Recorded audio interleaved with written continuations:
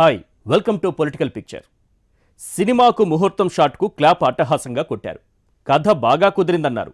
Hero others hit hours అన్నారు. ముందు యానిమేషన్తో teaser వదిలారు. ఆ టీజర్కి పిక్చర్ రెస్పాన్స్ వచ్చింది. ఇంకేముంది, సినిమా కిర్రాకు పుట్టించేస్తుందంటూ చెప్పుకున్నారు. షూటింగ్ నడుస్తోంది, ఎడిటింగ్ కూడా జరుగుతోందని అన్నారు.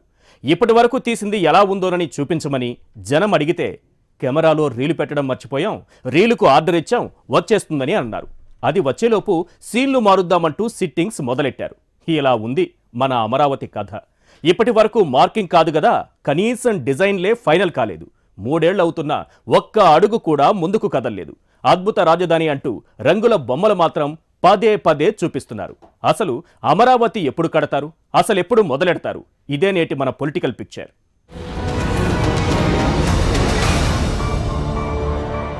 ఇక్కడ సెక్రటేరియట్, ఇదిగిదిగో అక్కడే సీఎం సాబ్ సీటు, అదిగో అక్కడ అసెంబ్లీ, ఇక్కడేమో ఎంప్లాయీస్ ఇళ్ళు వస్తాయి. ఇలా బొమ్మలు చూపించడమే తప్ప ఇప్పటి వరకు ఏది ఫైనల్ అయింది లేదు. అసలు కట్టడమే మొదలు పెట్టని దానికి 2 సార్లు శంకుస్థాపనలు చేశారు. ఒకసారి మోడీని పిలిపించి మరీ చేయించారు. రెండోసారి అరుణ్ జైట్లీని పిలిచి హడావుడి చేశారు. శంకుస్థాపనకు ఇటుకలు వాడటమే తప్ప ఇప్పటి వరకు ఏ పని ప్రారంభం కాలేదు. అసలు డిజైన్లనే రోజుకొకటి మారుస్తున్నట్లు చెబుతున్నారు. అమరావతి ఆంధ్రప్రదేశ్ రాజధాని, ఇంకా కలల్లోనే ఏపీ క్యాపిటల్. అడుగు ముందుకు పడలేదు, ఇటుక ఒక్కటీ పడలేదు. విభజన జరిగి 3 ఏళ్లు కావస్తోంది. ప్రభుత్వం ఏర్పడి 3 ఏళ్లవ్వస్తోంది. రాజధాని లేకుండానే రాష్ట్రాన్ని విభజించారని, వెంటనే క్యాపిటల్ సమకూర్చుకోవాలని చంద్రబాబు చెప్పారు. ప్రతిపక్షాలు సైతం అదే అభిప్రాయం చెప్పాయి. శంకుస్థాపనలు, ఓపెనింగ్లు, సభలు, డిజైన్లు, టెండర్లతో హంగామా అయితే నడుస్తోంది తప్ప ఒక్క పని కూడా ముందుకు సాగటం లేదు.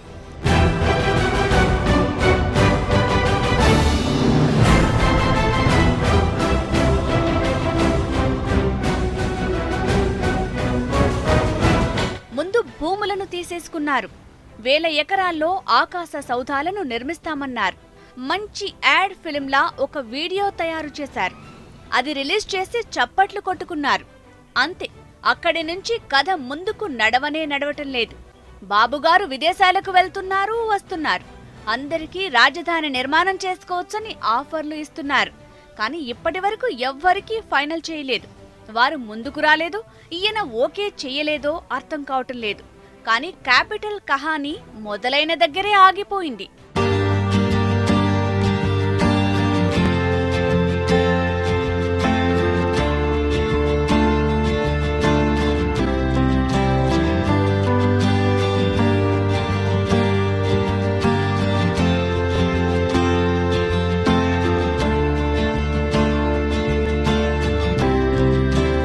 ఉద్యోగులను రాజధానికి రావాల్సిందేనని అల్టిమేటం ఇచ్చారు. వారి కోసం తాత్కాలిక నిర్మాణాలు చేపట్టారు. నెలల్లోనే పూర్తి చేసి వెలగపూడిలో తాత్కాలిక సచివాలయం ఓపెనింగ్ చేశారు. ఉద్యోగులు ఉండటం కోసం ప్రైవేట్ అపార్ట్మెంట్లను అనేకం రెంట్కు తీసుకున్నారు. వారు ప్రతి వారం హైదరాబాద్ నుంచి వచ్చి వెళ్లటానికి ప్రత్యేక రైలు కూడా వేయించారు. ఫ్యూచర్లో ఏం చేయాలనేది పార్టీ డిస్కస్ చేస్తుంది. ముఖ్యమంత్రి గారు డిస్కస్ చేస్తారు. రేపు కూడా ఫోరం ఉంది, ఎల్లుండి కూడా ఫోరం ఉంది. అన్నీ డిస్కస్ చేస్తాం, పార్టీ లెవెల్లో డిస్కస్ చేస్తాం, ముఖ్యమంత్రి గారు డిస్కస్ చేస్తారు. అన్నీ డిస్కస్ చేస్తాం ఏం చేయాలి ఏంటి అనేది. But today, as on today, we are not happy with this budget. Assembly సమావేశాలు కూడా అమరావతిలోనే నిర్వహించాలనే ఉద్దేశంతో ఏర్పాట్లు చేయటానికి ప్రయత్నిస్తూనే ఉన్నారు. అప్పటికి 2 సార్లు ఆ పని కాక సమావేశాలకు హైదరాబాద్లోనే ఏర్పాటు చేశారు. ఈసారి బడ్జెట్ సమావేశాలైనా రాజధానిలో జరపాలని ప్రయత్నిస్తున్నట్లు స్పీకర్ కోడెల చెప్తున్నారు. వెలగపూడిలో ఆంధ్రప్రదేశ్ పరిపాలన మొత్తం సంపూర్ణంగా మొదలైంది. డిసెంబర్ 15 నాటికి నిర్మాణాలు పూర్తిగా ఉపయోగానికి అనువుగా పూర్తి చేయాలని చెప్పి కూడా నిర్దేశించడం జరిగింది. డిసెంబర్ చివరికి కానీ లేకపోతే జనవరి మొదట్లో కానీ జరుగుతాయి శీతాకాల సమావేశాలు. తర్వాత మామూలుగా ఫిబ్రవరిలో బడ్జెట్ సెషన్స్ ఉంటుంది. తాత్కాలిక నిర్మాణాలు ఏర్పాటు చేసుకోవటానికే 3 ఏళ్లు పడితే మరి శాశ్వత నిర్మాణాలకు ఇంకెంత సమయం పడుతుందనేదే ఇప్పుడు ప్రశ్న. 2050కి పూర్తి స్థాయి రాజధాని ఏర్పాటవుతుందని గతంలో చంద్రబాబు చెప్పారు. కానీ ఇప్పటికీ ఆ దిశగా ముందడుగు పడటం లేదు. ఇప్పటికీ డిజైన్లు, ప్లాన్ల దగ్గరే వ్యవహారం ఉండిపోయింది. భావి తరాల యొక్క భవిష్యత్తు నిర్ణయించేది మన సమస్యల పరిష్కార వేదిక ఒక పవిత్రమైనటువంటి సచివాలయానికి ఈరోజు మనందరం కూడా నాంది పలికాం. 4 నెలల్లో పూర్తి చేస్తాం. ఇక్కడి నుంచే పని ప్రారంభిస్తాం. ఇక్కడి నుంచి సెక్రటరియట్ పర్మనెంట్ కట్టినప్పుడు ఒక 4-5 గంటలు ఇక్కడ కూర్చొని పరిపాలించే దినానికి 1 గంట పోయి అన్ని బిల్డింగ్లు ఎట్లా చూసుకోవడం, రాష్ట్రంలో అన్ని ప్రాంతాలకు కూడా వెళ్ళినప్పుడు ఏ విధంగా అనుసంధానం చేయాలి, ఈ ఫలితాలు రాష్ట్రానికి మొత్తానికి ఏ విధంగా అందుబాటులో ఉండాలో చేయడం కోసం ముందుకు పోతాం. రాజధానికి నిధుల విషయంలోనూ క్లారిటీ లేదు, డిజైన్ల విషయంలోనూ స్పష్టత లేదు. ఎవరు కడతారో, ఎవరు ముందుకొచ్చారో కూడా ఇంకా ప్రభుత్వానికే అర్థం కావటం లేదు. ఇంకెప్పటికీ నిర్మాణ ముహూర్తం ముందుకొస్తుందోనని అందరూ ఎదురు చూస్తున్నారు.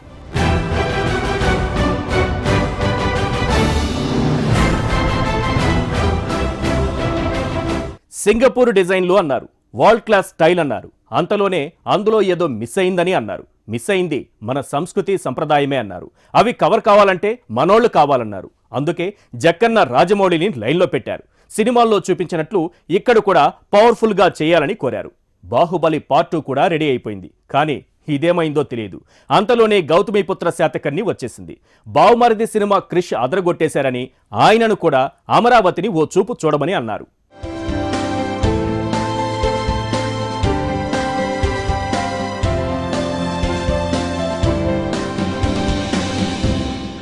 ముందుగా సింగపూర్ సంస్థకే డిజైన్ రూపొందించే పని అప్పజెప్పారు.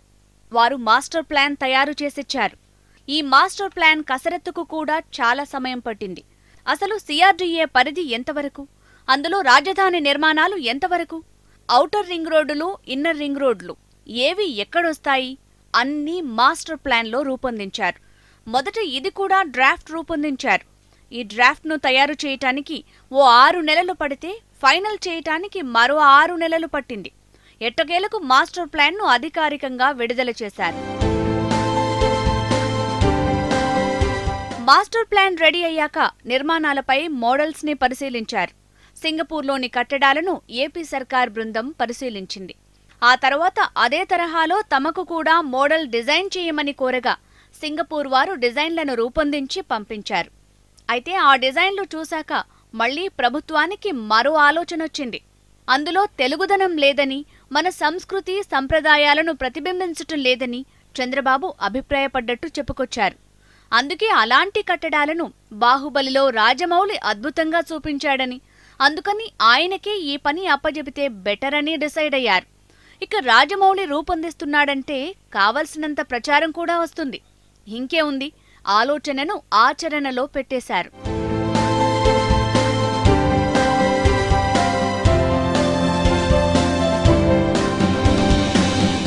రాజమౌళి మాత్రం బాహుబలి 2లో బిజీగా ఉన్నందున సమయం కావాలని కోరినట్లు సమాచారం. అయితే మళ్లీ కనీసం ఒక్కసారి కూడా సమావేశమే కాలేదు. ఇప్పుడు బాహుబలి 2 రెడీ అయింది. మరి జక్కన్న ఇప్పుడేమైనా టైం ఇస్తారేమోనని అనుకుంటుండే ఇప్పటికే గోదావరి, కృష్ణా పుష్కరాలకు బోయపాటి శ్రీనితో డిజైన్ చేయించి మరీ ఉత్సవాలను అంగరంగ వైభవంగా జరిపించారు చంద్రబాబు. గోదావరి పుష్కరాల ప్రారంభ సమయంలో విషాదం చోటు చేసుకున్న తర్వాత నిర్వహించిన తీరు అందరినీ ఆకట్టుకుంది. హారతి ఇచ్చే కార్యక్రమం అటు గోదావరి, ఇటు కృష్ణా పుష్కరాల్లో వైభవోపేతంగా జరిగింది. ఈ మొత్తం కార్యక్రమాన్ని డిజైన్ చేసి దగ్గరుండి డైరెక్షన్ ఇచ్చింది బోయపాటి శ్రేణి. అందుకే సార్ బోయపాటి ఆలోచనలను కూడా రాజధాని నిర్మాణంలో తీసుకోవాలని సూచించారని తెలుస్తోంది. ఇలా రాజమౌళి, క్రిష్, బోయపాటి శ్రీను వంటి సినీ డైరెక్టర్లతో డిజైన్ల గురించి బాబుగారు బాగానే బిల్డప్ ఇస్తున్నారు. అయితే ఇప్పటి వరకు అసలు నిర్మాణమే మొదలు కాకపోవటం మాత్రం ఆశ్చర్యకరమే. చంద్రబాబు కుర్చీలో కూర్చుంటే ఎదురుగా కృష్ణమ్మ పలకరించాలి. మరోవైపు తిరిగితే కనకదుర్గమ్మ దర్శనమివ్వాలి. జలజల కృష్ణా నీరు పరుగులు పెడుతుంటే ఆ సౌండ్ వింటూ ఎంజాయ్ చేయడానికి పక్కనే 5 స్టార్ హోటల్స్ ఉంటాయి. అటు ప్రభుత్వ భవనాలు, ఇటు నక్షత్ర భవనాలు అన్నీ కావాలంటే మరి 1000 ఎకరాలు కావాల్సిందేనని వాదించారు. అందుకే పచ్చటి పంటలు పోయినా కలర్ఫుల్ క్యాపిటల్ వస్తుందనే ఆశతో రైతులు భూములిచ్చారు. వ్యవసాయం ఆగింది కానీ నిర్మాణం మాత్రం మొదలు కాలేదు.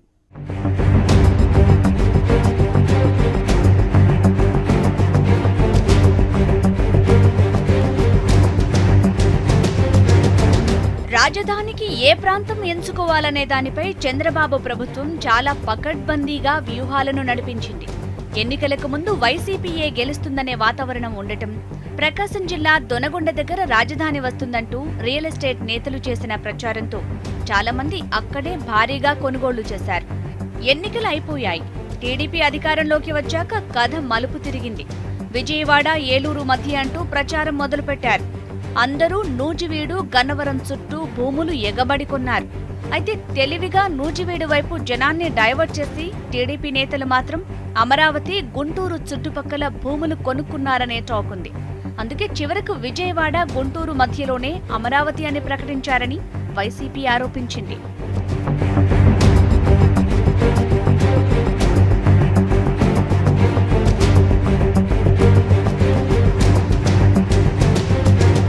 ప్రభుత్వం ఏర్పడగానే చంద్రబాబు కేబినెట్ చేసిన మొదటి పని భూసేకరణ. రాజధాని నిర్మాణానికి రైతులు సహకరించాలంటూ మొదలుపెట్టి 33,000 ఎకరాల వరకు తీసుకున్నారు చంద్రబాబు. దీనికోసం టీడీపీ నేతలు, మంత్రులు నేరుగా రంగంలోకి దిగి వర్కౌట్ చేశారు. గ్రామాలకు గ్రామాల సమావేశాలు వేసి వారిని మోటివేట్ చేశారు. పరిహారం, ప్యాకేజీ రూపకల్పనలోనూ చంద్రబాబు భారీ కసరత్తే చేశారు. రైతులందరినీ ఒప్పించి భారీగానే భూ సమీకరణ చేశారు.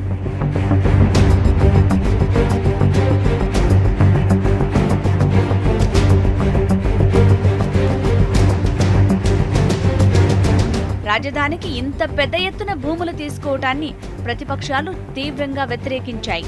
అసలు రాజధానికి ఇన్నెకరాల భూములు ఎందుకంటూ నిలదీశాయి. అటవీ భూములు అనేక ఉండగా వ్యవసాయ భూములు ఎలా తీసుకుంటారంటూ ప్రశ్నించాయి. అయితే నిధులు లేని స్థితిలో ఉన్న రాష్ట్రాన్ని చంద్రబాబు తెలివిగా నడిపిస్తున్నారని, నిధులు లేకుండా కొంత భూమిని రాజధాని భవన నిర్మాణానికి, మరికొంత భూమిని నిర్మాణం చేసేవారికి కేటాయించాలని, ఇంకా చుట్టుపక్కల అనేక నిర్మాణాలు వస్తాయని, అందుకే ఇన్ని ఎకరాలు తీసుకుంటున్నామని టీడీపీ వాదిస్తోంది. రాజధాని అద్భుతంగా ఉంటేనే పెట్టుబడులు భారీగా వస్తాయని చంద్రబాబు కూడా వాదించారు.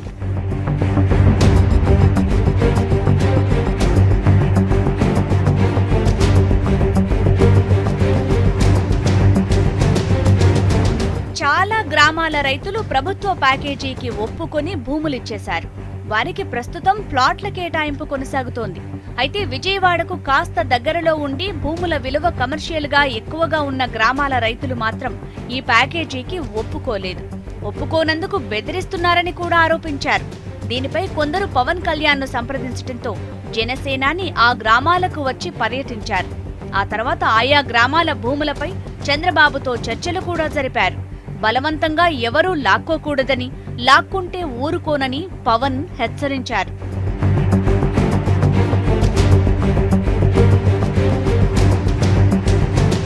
నేను భూమిని వెనక్కి ఇచ్చేయమనుకుంటే నేను అడగట్లేదు. నిజంగా కావాలి అంత పెద్ద గొప్ప రాజధాని, నాకు ఆనందం. దీనికి ఒక తెలుగుదేశం ప్రభుత్వం కాదు, అన్ని రాజకీయ పక్షాలు కూడా, రాజకీయ పార్టీలు కూడా సహకరించాలి చంద్రబాబు నాయుడు గారికి. కాకపోతే అలాగే ఇష్టం లేని గ్రామాలని దయచేసి కలపొద్దు. వాళ్ళని ఆనందపరచండి, వాళ్ళ ఆనందం కన్నీళ్లు పెట్టి కూడా చూడండి. అప్పుడు దాకా దయచేసి 90% ఇచ్చారు, 10% లాక్కుంటామని దానికి నేను వ్యతిరేకం, నిజంగా వ్యతిరేకం. పవన్ డిమాండ్ కు మొదట్లో మెత్తబడినట్లు కనిపించిన ప్రభుత్వం చాప కింద నీరులా తన పని తాను చేసుకుపోతోంది. ఆ తర్వాత కూడా చాలా మందిని నయానో భయానో మాట్లాడి ఒప్పించి మరిన్ని భూములు భూసేకరణ కింద తీసుకున్నారు. ఇక ఇవ్వని భూములను గుర్తించి వాటికి భూసేకరణ కింద నోటిఫికేషన్ రిలీజ్ చేశారు. దీంతో మళ్లీ అమరావతిలో వేడి రాజుకుంది.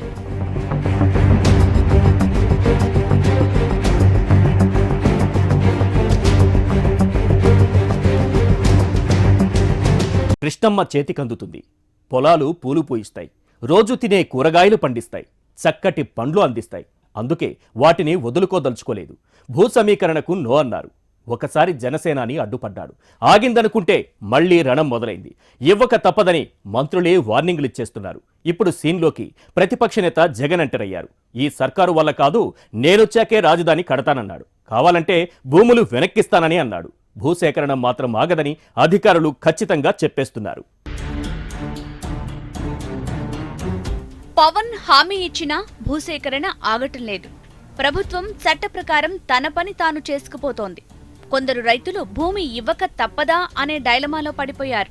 ఈ సమయంలో వైసీపీ అధినేత జగన్ రంగంలోకొచ్చారు. అమరావతిలో పర్యటన జరిపి రైతుల కన్నీళ్లతో ప్రభుత్వం వ్యాపారం చేస్తోందంటూ మండిపడ్డారు.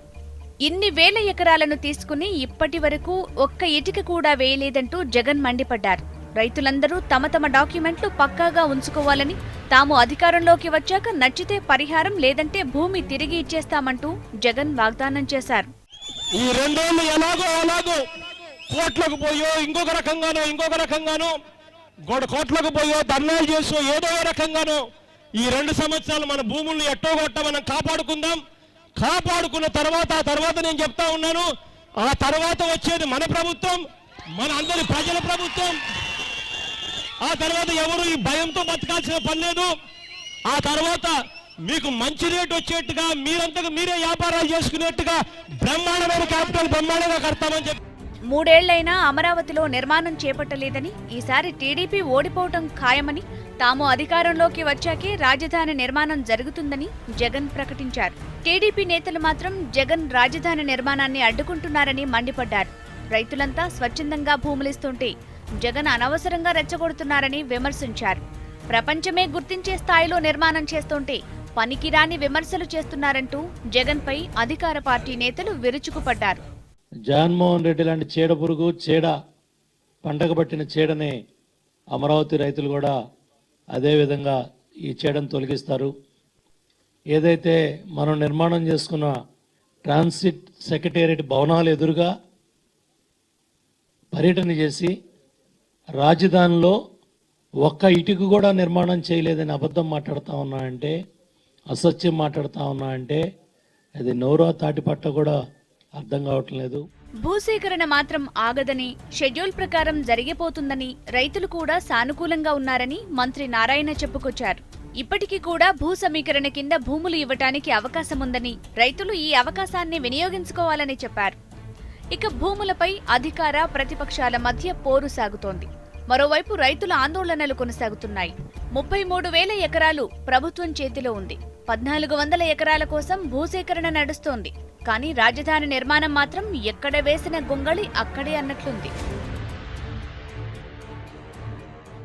మీకెందుకు, అద్భుతమైన రాజధానిని కట్టుకోండి, డబ్బులు మేమిస్తాం అంటూ వీర లెవెల్లో మోడీ సాబ్ ఎన్నికల ముందు చెప్పారు. ఇప్పుడు అడుగుతుంటే మధ్యలో జైట్లీ వచ్చి జవాబిస్తున్నాడు.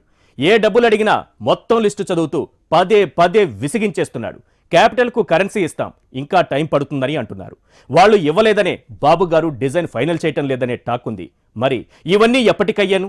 వచ్చే తరమైన అమరావతి చూస్తుందా అనే అనుమానం వస్తోంది.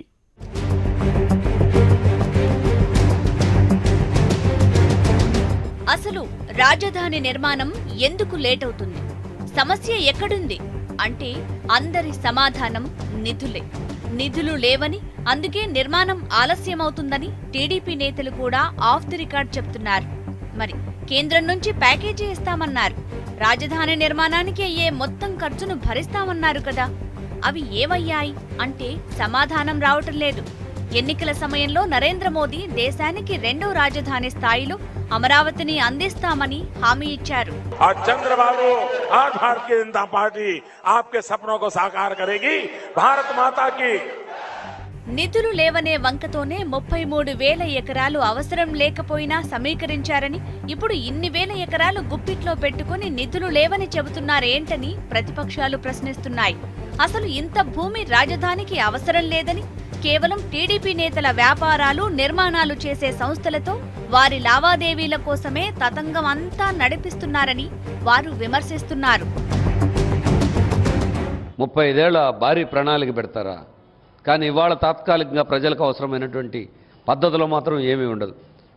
ఇప్పుడు పైపెచ్చు రాజధాని విషయంలో నేను బాహుబలి డైరెక్టర్ రాజమౌళి గారి సలహా తీసుకుంటాను నిన్నటిదాకా. ఇప్పుడేమో క్రిష్ గారి సలహా తీసుకుంటా అన్నారు.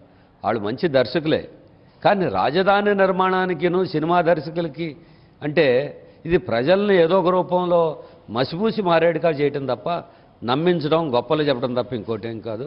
ఇప్పటికైనా ముఖ్యమంత్రి గారికి రాజధాని నిర్మాణం త్వరగా జరగాలనే చిత్తశుద్ధి ఏమాత్రం ఉన్నా మాటలు కట్టిపెట్టి చేతల్లో చూపాలి. కేంద్రం నుంచి నిధులు సాధించాలి. అంతేగాని అటు ఇటు అప్పుల కోసం తిరిగి ఉన్న భూములన్నీ కూడా ప్రైవేట్ కంపెనీలకు దారాదత్తం చేసి రియల్ ఎస్టేట్ వ్యాపారం చేసే పద్ధతి జరుగుతుంది తప్ప ఇప్పటికీ రాజధాని నిర్మాణం జరగట్లేదు. మరి ఇప్పటికైనా ప్రభుత్వం మేలుకుంటుందా? ఇంకా ఎన్నికల వాగ్దానాలాగానే రాజధాని గురించి భ్రమలు కల్పించే పనులు ఉంటే మాత్రం ప్రభుత్వం మీద ప్రజల్లో నిరసన రాక తప్పదని హెచ్చరిస్తాను. రాజధాని ప్రాంతం నిర్ణయించిన దగ్గర నుంచి భూ సమీకరణ, ఇప్పుడు భూసేకరణ, రేపు జరగబోయే నిర్మాణం అన్నింట్లోనూ టీడీపీ అవినీతి తీవ్ర స్థాయిలో జరిగిందని వైసీపీ మండిపడుతోంది. ఇంజనీరు కూడా చంద్రబాబు నాయుడే, మేస్త్రి చంద్రబాబు నాయుడే, గీతలు గీసేటువంటి స్ట్రక్చరల్ ఇంజనీరు ఈయనే, ఫీజిబిలిటీ నిర్ణయం చేసేది ఈయనే, కాంట్రాక్ట్ ఇచ్చేటువంటిది ఈయనే అనేటువంటి పద్ధతి. అంటే ఇది ప్రజాస్వామ్యంలో ఉండేటువంటి ప్రజాస్వామ్యవాదులుగా ఎటువంటి పరిస్థితుల్లో వ్యతిరేకిస్తున్నాం. ఇది సరైనటువంటి కాదు. వైఎస్ఆర్ పార్టీ నుంచి కూడా దీన్ని క్వశ్చన్ చేస్తున్నాం అన్నట్టు కూడా తెలియజేస్తూ ఇవాళ ఇంత దుబారా ఖర్చుని వెనువెంటనే ఆపవలసినటువంటి బాధ్యత ఉన్నది. గ్లోబల్ టెండర్ పిలిచి తద్వారా వచ్చేటువంటి సబ్స్టాన్స్ని బేస్ చేసుకుని కన్స్ట్రక్షన్ అనేటువంటి చేయాలనేటువంటిది మాకున్నది. విభజన చట్టంలో అన్ని పొందుపరిచినా అమలు చేయటంలో కేంద్రం, రాష్ట్రం రెండూ విఫలమవుతున్నాయని, విభజన చేశామని మా మీద విరుచుకుపడిన వాళ్లు నేడు అభివృద్ధికి చేస్తోందేంటని కాంగ్రెస్ ప్రశ్నిస్తోంది. పరిపాలనకి అనుగుణమైనటువంటి రాజధాని, సెక్రటరియట్, హైకోర్టు, అసెంబ్లీ, గవర్నర్ గారి బంగ్లా, విభజన చట్టంలో అన్నీ ఉన్నాయి.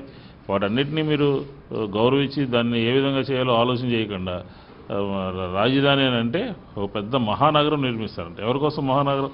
మహానగరం అంటే సామాన్య ప్రజలు అక్కడికి వచ్చి జీవించి అక్కడ నివాసం ఉండే విధంగా ఉండాలి. ఇదేదో గేటెడ్ కమ్యూనిటీ లాగా లోపలికి వెళ్ళాలంటే కష్టం, బయట రావాలంటే కష్టమైనటువంటి పరిస్థితుల్ని క్రియేట్ చేస్తా ఉన్నారు. ఇది సరైనటువంటి విధానం కాదు. భూములు భారీగా ఇచ్చి బదులుగా ప్లాట్లు తీసుకున్న రైతులు కూడా టెన్షన్లో పడ్డారు. కోట్ల విలువ చేసే భూములను ఇచ్చేశాం, వ్యవసాయం లేదు, ఇప్పుడు ప్లాట్ల విలువ కూడా రాజధాని నిర్మాణం అయితేనే పెరుగుతుందని, మరి అది ఎప్పుడు జరుగుతుందని, ఎక్కువ కాలం లేట్ అయితే లెక్కల ప్రకారం తాము నష్టపోయినట్లే అవుతుందని రైతులు ఆవేదన చెందుతున్నారు.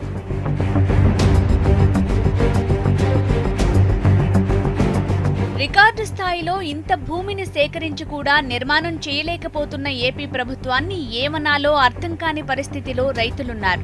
రాజధాని నిర్మాణం ఇంత ఆలస్యమైతే రేపు 2019 ఎన్నికల్లో జనానికి ఏం సమాధానం చెప్పుకోవాలని టీడీపీ నేతలు కూడా టెన్షన్ పడుతున్నారు. అసలు భూములు సేకరించి అమరావతి ప్రాంతంలో ఏం చెప్పుకోవాలని అడుగుతున్నారు. రాజధాని నిర్మాణం ఆలస్యమైతే రాజకీయ నష్టం తర్వాత రాష్ట్రానికి పెట్టుబడులు రాక ఆర్థికంగా మరిన్ని కష్టాల్లో కూరుకుపోతుందని ఆర్థికవేత్తలు హెచ్చరిస్తున్నారు. ఇప్పటికిప్పుడు కట్టేయటం సాధ్యం కాకపోయినా కనీసం ఆ దిశగా పనులు ప్రారంభించాలని వారంతా కోరుతున్నారు.